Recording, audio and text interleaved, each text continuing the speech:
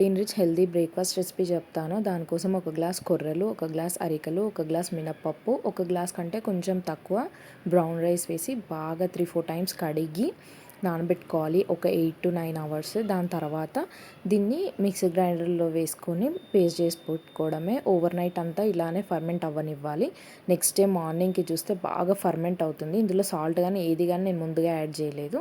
మీకు దోశలు వేసుకునేటప్పుడు కొంచెం సాల్ట్ యాడ్ చేసుకుంటే బాగుంటుంది. దోశ పెనం బాగా హీట్ అయిన తర్వాత 2 గంటలు పిండి వేసుకొని పల్చగా దోశ వేసుకోవాలి. మీకు కొంచెం మందంగా కావాలంటే అట్లా కూడా వేసుకోవచ్చు. దీనిపైనే క్యారెట్, ఆనియన్, నేను స్వీట్ కార్న్ వేస్తున్నాను. మీ దగ్గర ఇంకేదన్నా ఉంటే ఆప్షనల్గా మీరు అది కూడా వేసుకోవచ్చు. నాకు ఇది బాగా అనిపించింది. కొంచెం కొత్తిమీర, కొంచెం స్పైసీగా కావాలనుకుంటే పచ్చిమిర్చి కూడా యాడ్ చేసుకోవచ్చు.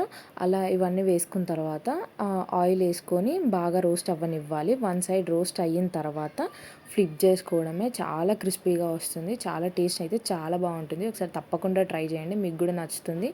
హెల్దీ అండ్ ఫిల్లింగ్గా కూడా బాగుంటుంది. తొందరగా ఆకలి వేయదు.